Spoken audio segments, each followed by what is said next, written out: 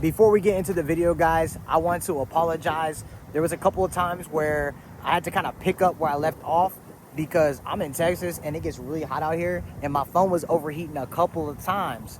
So I do apologize. I try to edit them as close as possible together and not overlap anything. So hopefully I did a good enough job for you guys. But yeah, I just wanted to, before this video started, I just wanted to let you guys know that you kind of might see some interruptions intermittently going from certain spots of the video. But hope you guys enjoyed the video, and yeah, looking forward to see your guys' comments. Peace. Yo, welcome back to another video of the Millennial Handbook. Super excited that you guys are tuning in today. Hopefully you've been leaving some comments on the last video and just kind of seeing and tracking where you're at, how you're becoming better as a man, as an individual, as a husband, father, leader, all the things above. Before I get this video started, first off, check out the view. I don't know if this is 100% legal view, but I feel like it is public property. That's actually Lockheed Martin over there, and it's a joint base over there. F-35s and F-16, or actually F-35s and F-18s do fly out of here. They actually, F-35s come right off that assembly line, and the test pilots go and run up and test them. Nothing going on today right now, but so if there is any noise, it's the noise of freedom, okay? So, as you've seen on the title of the video, we're gonna hop straight into it, man. I'm actually super excited to talk about this topic today because it's something that in my life, of the 30 years of my existence, it's definitely something that me as a millennial, as a man, I struggled with. I feel like now I'm on the upturn of it. I feel like it kind of went up here and then down, and now we're going back up. And I don't want to go back down. I want to go up and maybe level off. So to hop into it, guys, today, as you see, we're talking about how millennials, how we just fall short of accomplishing our goals. Like, no ifs, ands, and buts about it. Millennial men, we fall so short of achieving our goals, accomplishing our goals, hitting our goals, whatever you want to call it. You know, there's two big factors I'm going to talk about today. I don't need to go on a rampage of 6 or 7, 8 different points because it's really not. There's simple things that we can execute as men, we can execute as millennials that honestly like changes the game like so much. We got the cicadas going, let's go. But yeah, so first things first, man, is delayed gratification. We have to embrace delayed gratification as a man, as a leader, as a millennial. Like, we have to embrace delayed gratification. Most of us know what delayed gratification is, but those that are watching that don't, delayed gratification is going through enjoying the process of something and getting the rewards on the back end of it, and knowing that there is going to be reward at the end of it and gratitude at the end of it, but knowing that that goal is on the horizon, or that delayed thing that we're going to receive, it's on the horizon and we're going to get there. But in the process of getting there, you had to enjoy it. So it's the delayed gratification. Like, you're going to get there, it's on the horizon.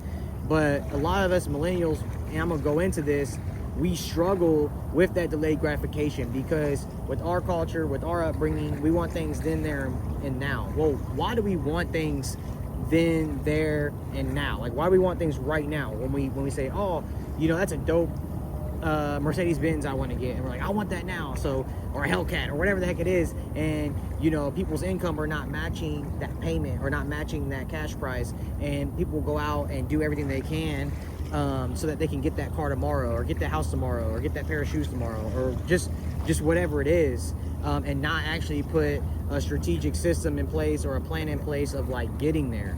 Okay.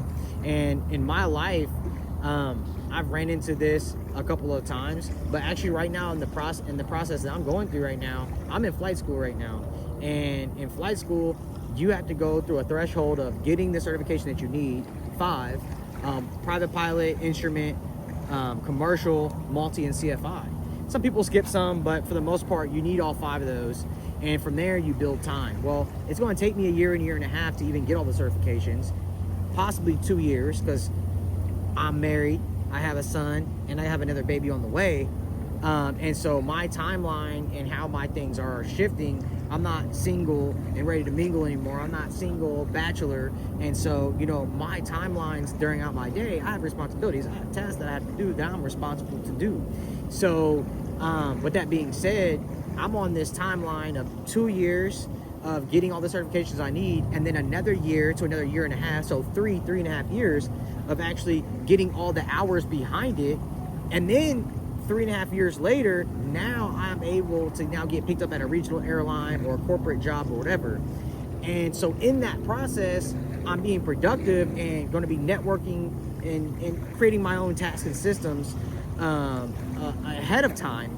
But my six-figure yearly salary and the things that you read online and what pilots get paid and things like that, and benefits for flying for free and all that, I don't get that. You know, right now I get thousands of dollars of loans, tens of thousands of dollars of debt, but I'm gonna call it a good debt because this debt will repay me back. But I have to embrace sacrificing, because what I'm sacrificing right now is I sold my bike. I had a sport bike motorcycle. I sold my gaming PC to take that time away, which I'm gonna go into that gaming PC on the next thing I'm gonna talk about. Priorities, right? So motorcycle, gaming TV, gaming PC. I also decided that, you know, to reach out to my mother-in-law months and months back and see if she was open for us to come there. So pretty much giving up my household to enter another household, respect her rules. This is all delayed gratification. This is me taking these sacrifices now so that in the horizon from now is 3.5 years from now, and I can see an amazing career. I can see taking vacations. I can see, you know, giving, you know, to people that are in need. Like, I can see all these things, how God can use me and how God can use how I see God using me in that career field. And, you know, these are things that I believe are paramount to when we see the things that God has put on our hearts and see the things that God has assigned us to do. And if we're following into that assignment, then there's going to be some type of learning. There's going to be some type of learning curve, and there's going to be some type of growth that the Lord wants us to be on. And never in the Bible do you see, you know, or actually you do see in the Bible people trying to rush God's timeline, and they usually go down a path that is not very good, right? So especially Old Testament, but not to get, you know, too far into the weeds there. It's very important, but there's several people in the Old Testament that had tried to, you know, rush delayed gratification and rush the Lord's word. So moving on to the next one is distractions. And, you know, just based on, you know, today's economy and today's time we have here, like I was saying earlier, is that with all this innovation and with everything that we have with technology, you know, your goal might be, hey, I want to go into management at my company. I've been here for 2 years and I feel like, you know, I finally learned the task. I finally learned the things I wanted to learn here, and I think I can lead a team, or and it's essentially what being a manager is, and to lead a shift or wherever it may be. And so you decide, you put yourself on a year timeline of this, or 6 months, or whatever it be, to go through that checklist and to accomplish that. But now, you know, so-and-so, your brother, your sister, whoever says, hey, there's this company hiring, they're paying $80K. Let's say your management job, you're about to get paid $70K. And so you go off on this thing, creating a resume, going and getting distracted by money in that sense, and deciding, hey, you know what I'm gonna do? I'm just gonna go ahead and apply this. Where this company doesn't know you, you gotta relearn everything when it comes to how their work environment works, how the business plan works, whatever it may be. And going into distractions, and kind of my life, like, I'm a big video game guy, and when the Lord put on my heart to go into aviation, it's like one of the things the Lord wanted me to give up is just like video games. It's like the time, the 2 hours, 3 hours, 4 hours, shoot, sometimes 6 hours, you know, I'm playing video games. If I had that in my life, that's taking away, number one, time with my family and with the Lord, of course, but like intricately it takes away time that I have to study, right? And preparing for flights coming up, or just studying for the things that I need to study for oral boards, or for the next ground school, or for what I just learned in ground school. So, you know, we have another jet coming in. Hopefully we catch it.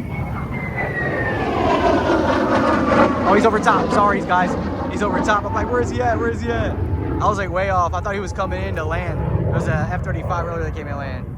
All right, cool. I don't think you guys seen him. My bad. He's turning left now, but man. All right. Distractions, right? Distractions. You couldn't time that better, man. That's not AI either. That's not AI. That's real. But distractions, yeah, guys. Us millennials, you know, we get distracted by a lot of things because a lot of things move very fast at us, like that jet there. That was perfect timing. That was awesome.